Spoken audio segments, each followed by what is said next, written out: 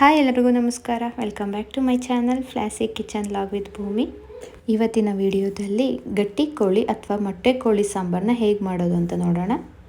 ಬೇಕಾಗಿರೋಂತಹ ingredients: ಪುದೀನ ಮತ್ತು ಕೊತ್ತಂಬರಿ ಸೊಪ್ಪು ಅರ್ಧ ಕಟ್ಟು, ಮತ್ತು ಶುಂಠಿ ಬೆಳ್ಳುಳ್ಳಿ ಸಮ ಪ್ರಮಾಣದಲ್ಲಿ. ಹಾಗೆ ನಾನಿಲ್ಲಿ 1.5 kg ಚಿಕನ್ನ ತೊಗೊಂಡಿದ್ದೇನೆ. ಮತ್ತು ಚಿಕನ್ದು ಮೊಟ್ಟೆ ಗೋಧಿನ ಸಪ್ರೇಟ್ ಎತ್ತಿಟ್ಕೊಂಡಿದ್ದೇನೆ. ಮತ್ತು ಬೆಳ್ಳುಳ್ಳಿ ಚಿಕ್ಕದಾಗಿ ಹೆಚ್ಚಿಟ್ಕೊಂಡು ಗೆಚ್ಕೊಂಡಾದ್ರೂ ಹಾಕ್ಕೊಳ್ಳಿ. ಚಕ್ಕೆ, ಲವಂಗ, ಮೆಣಸು, 1-2 ಸ್ಪೂನಷ್ಟು ಎಣ್ಣೆ, ಮತ್ತು ಅರ್ಧ ಹೋಳು ತೆಂಗಿನಕಾಯಿನ ತುರಿದಿಟ್ಕೊಂಡಿದ್ದೀನಿ. ಖಾರದ ಪುಡಿ, ಅರಿಶಿನ ಪುಡಿ, ಸಾಂಬಾರು ಪುಡಿ, ಹಸಿಮೆಣಸಿನ್ಕಾಯಿ, 4 ಈರುಳ್ಳಿನ ಹೆಚ್ಚಿಟ್ಕೊಂಡಿದ್ದೇನೆ. ಸ್ವಲ್ಪ ಕಡಲೆ ಹಾಗೆ ಗರಂ ಮಸಾಲೆನ ನೆನೆಸಿಟ್ಕೊಂಡಿದ್ದೇನೆ. ಗರಂ ಮಸಾಲೆ ಅಥವಾ ಕಡಲೆ ಆಪ್ಷನಲ್ಲು, ನೀವು ಬೇಕು ಅಂದರೆ ಸ್ಕಿಪ್ ಮಾಡ್ಕೋಬಹುದು.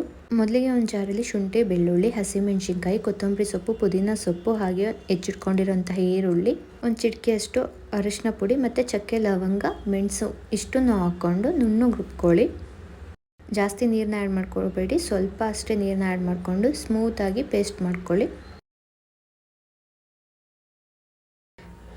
ಪೇಸ್ಟ್ ಮಾಡ್ಕೊಂಡಾದ್ಮೇಲೆ ಡೈರೆಕ್ಟು ತಪ್ಪಲೆ ಅಥವಾ ಕುಕ್ಕರ್ನ ತೊಗೊಂಡು ಕುಕ್ಕರ್ನ ಕಾಯೋಕ್ಕಿಟ್ಟು ಬಿಸಿ ಆದಮೇಲೆ 1-2 ಟೇಬಲ್ ಸ್ಪೂನಷ್ಟು ಆಯಿಲ್ನ ಹಾಕ್ಕೊಳ್ಳಿ.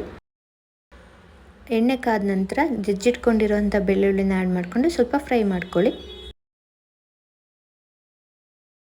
ಬೆಳ್ಳುಳ್ಳಿ ಫ್ರೈ ಆದಮೇಲೆ ರುಬ್ಬಿಟ್ಕೊಂಡಿರೋಂತಹ ಮಸಾಲೆನ ಹಾಕ್ಕೊಂಡು ಸ್ವಲ್ಪ ಎಣ್ಣೆ ಬಿಡೋವರೆಗೂ ನೀಟಾಗಿ ಕುದಿಸ್ಕೊಳ್ಳಿ. ಸ್ವಲ್ಪ ಹಸಿ ವಾಸನೆ ಸೊಪ್ಪಿಂದೆಲ್ಲ ಹೋಗೋವರೆಗೂ ನೀಟಾಗಿ ಸ್ವಲ್ಪ ಫ್ರೈ ಮಾಡ್ಕೊಳ್ಳಿ. ಮಸಾಲೆ ಸ್ವಲ್ಪ ಕುದಿ ಬಂದಮೇಲೆ ತೊಳೆದಿಟ್ಕೊಂಡಿರೋಂಥ ಚಿಕನ್ನ ಆ್ಯಡ್ ಮಾಡಿಕೊಂಡು ನೀಟಾಗಿ ಮಿಕ್ಸ್ ಮಾಡ್ಕೊಳ್ಳಿ. ಈ ಮಸಾಲೆ ಏನಿದೆ, ಈ ಮಸಾಲೆಯಲ್ಲೇ 60% ಅಷ್ಟು ಬಾಯ್ಲ್ಡ್ ಆಗಬೇಕು. ಅಲ್ಲಿವರೆಗೂ ಬೇಯಿಸ್ಕೊಳ್ಳಿ. ಸ್ವಲ್ಪ ಸಾಲ್ಟ್ನ ಇವಾಗಲೇ ಆ್ಯಡ್ ಮಾಡಿಕೊಂಡು ನೀಟಾಗಿ ಬೇಯಿಸ್ಕೊಳ್ಳಿ. ಅದಕ್ಕೆ ಸ್ವಲ್ಪ ನೀರನ್ನ ಆ್ಯಡ್ ಮಾಡಿಕೊಂಡು ಸ್ವಲ್ಪ ಕುದಿ ಬರೋವರೆಗೂ ನೀಟಾಗಿ ಬೇಯಿಸ್ಕೊಳ್ಳಿ. ಈ ರೀತಿ ಕುದಿ ಬಂದಮೇಲೆ ಕುಕ್ಕರ್ ಮುಚ್ಚಳನ ಕ್ಲೋಸ್ ಮಾಡಿಕೊಂಡು 2-3 ವಿಷಲ್ನ ಹಾಕಿಸ್ಕೊಳ್ಳಿ. ಈ ರೀತಿ ಕುಕ್ಕರಲ್ಲಿ ವಿಷಲ್ ಹಾಕಿಸ್ಕೊಳ್ಳೋದ್ರಿಂದ ಟೈಮ್ ಕೂಡ ಸೇವ್ ಆಗುತ್ತೆ, ಮತ್ತು ಮಸಾಲೆ ಕೂಡ ಚಿಕನ್ನಿಗೆ ನೀಟಾಗಿ ಸೆಟ್ ಆಗಿರುತ್ತೆ. ಹಾಗಾಗಿ ಈ ರೀತಿ 2-3 ವಿಷಲ್ನ ಹಾಕಿಸ್ಕೊಳ್ಳಿ. 3 ವಿಷಲ್ ಆದಮೇಲೆ ಸ್ವಲ್ಪ ತಣ್ಣಗಾಗಿಬಿಟ್ಟು ಕುಕ್ಕರ್ ಮುಚ್ಚಳನ ಓಪನ್ ಮಾಡ್ಕೊಳ್ಳಿ. ಬಾಯ್ಲ್ಡ್ ಆಗಿರೋಂತಹ ಚಿಕನ್ನ ನಾನಿಲ್ಲಿ ಒಂದು ತಪ್ಪಲೆಗೆ ಶಿಫ್ಟ್ ಮಾಡ್ಕೋತಾ ಇದ್ದೀನಿ, ಹಾಗೆ ಓಪನ್ ಆಗಿ ಮಾಡೋಣ ಅಂತ. ಸ್ವಲ್ಪ ಕುದಿ ಬರೋವರೆಗೂ ನೀಟಾಗಿ ಕುದಿಯೋಕೆ ಬಿಡಿ. ಅಷ್ಟರಲ್ಲಿ ಇದಕ್ಕೆ ಇನ್ನೊಂದು ಮಸಾಲೆನ ರೆಡಿ ಮಾಡ್ಕೊಳ್ಳೋಣ ಬನ್ನಿ. ಒಂದು ಜಾರ್ ತೊಗೊಂಡು ಅದಕ್ಕೆ ಅರ್ಧ ಹೋಳು ತೆಂಗಿನಕಾಯಿನ ತುರಿದಿಟ್ಕೊಂಡಿದ್ದೀನಿ, ಅದನ್ನು ಹಾಕ್ಕೊಂಡು ಸ್ವಲ್ಪ ಕಡಲೆನ ಹಾಕೋತಾ ಇದ್ದೀನಿ.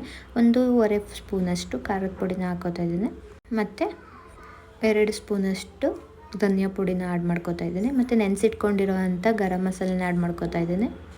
ಸ್ವಲ್ಪ ನೀರನ್ನ ಹಾಕ್ಕೊಂಡು ನೀಟಾಗಿ ರುಬ್ಕೊಳ್ಳೋಣ.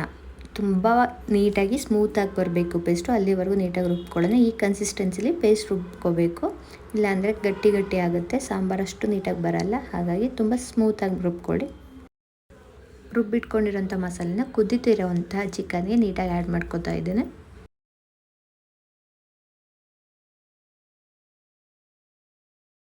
ನಾನೇನು ಮಸಾಲೆನ ರುಬ್ಕೊಂಡಿದ್ದೆ ಅದೇ ಜಾರ್ನಲ್ಲಿ ನಾನಿಲ್ಲಿ 1.5 ಜಾರ್ನಷ್ಟು ನೀರನ್ನ ಆ್ಯಡ್ ಮಾಡ್ಕೋತಾ ಇದ್ದೇನೆ. ತುಂಬ ತೆಳ್ಳಗೂ ನೀರನ್ನ ಹಾಕ್ಕೋಬೇಡಿ, ಒಂದು ಕನ್ಸಿಸ್ಟೆನ್ಸಿಗೆ ನೀರನ್ನ ಹಾಕ್ಕೊಂಡು ಮಿಕ್ಸ್ ಮಾಡ್ಕೊಳ್ಳಿ. ನೀಟಾಗಿ ಕುದಿಯೋಕೆ ಬಿಡಿ. ಇದನ್ನು ಈ ಕನ್ಸಿಸ್ಟೆನ್ಸಿ ಬರೋವರೆಗೂ ನೀರನ್ನ ಆ್ಯಡ್ ಮಾಡ್ಕೊಳ್ಳಿ ಸಾಕು. ತುಂಬ ತೆಳ್ಳಗೂ ಮಾಡ್ಕೋಬೇಡಿ, ತುಂಬ ಗಟ್ಟಿನೂ ಮಾಡ್ಕೋಬೇಡಿ. ಈ ಕನ್ಸಿಸ್ಟೆನ್ಸಿಲಿ ಮಾಡಿಕೊಂಡ್ರೆ ಸಾಂಬಾರು ತುಂಬ ಚೆನ್ನಾಗಿ ಟೇಸ್ಟ್ ಬರುತ್ತೆ. ಈಗ ಕುದಿಯೋಕೆ ಬಿಡೋಣ. ಚಿಕನ್ ಕುದೀತಾ ಇರುವಾಗ ಎತ್ತಿಟ್ಕೊಂಡಿದ್ವಲ್ಲ ಮೊಟ್ಟೆ ಗೋಧಿನ, ಅದನ್ನು ಆ್ಯಡ್ ಮಾಡ್ಕೊಳ್ಳೋಣ. ಇವಾಗ ಮುಂಚೆನೇ ಹಾಕಿದ್ರೆ ಏನಾಗುತ್ತೆ, ಕಲಸೋಗ್ಬಿಡುತ್ತೆ. ಹಾಗಾಗಿ ಈ ರೀತಿ ಆಲ್ಮೋಸ್ಟ್ 70% ಕಂಪ್ಲೀಟ್ ಆದಾಗ ಇದನ್ನು ಹಾಕ್ಕೊಂಡು ನೀಟಾಗಿ ಬೇಯಿಸ್ಕೊಳ್ಳಿ. ನಿಮಗೆ ಇದು ಲಾಂಗ್ ಪ್ರೊಸೆಸ್ ಆಯಿತು ಅಂತಂದರೆ ಸ್ವಲ್ಪ ಈರುಳ್ಳಿ ಮಸಾಲ ಏನಿರುತ್ತೆ ಅದನ್ನು ನೀಟಾಗಿ ಬೇಯಿಸ್ಕೊಂಡು ಆದಮೇಲೆ ಕಾಯಿ ಮಸಾಲ ಏನಿರುತ್ತೆ ಅದನ್ನು ಒಟ್ಟಿಗೆ ಹಾಕ್ಕೊಂಡು 4-5 ವಿಷಲ್ಗೆ ಹಾಕಿಸ್ಕೊಳ್ಳಿ ಸಾಕು.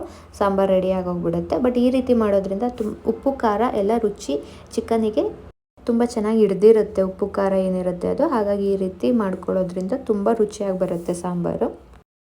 ಮೊಟ್ಟೆ ಕೋಳಿ ಏನಿರುತ್ತೆ ಅದು ಕೂಡ ನಾಟಿ ಕೋಳಿ ಟೇಸ್ಟೇ ಫ್ಲೇವರ್ ಕೊಡೋದ್ರಿಂದ ಈ ಪ್ರೊಸೆಸ್ಸಲ್ಲಿ ಮಾಡ್ಕೊಳ್ಳಿ.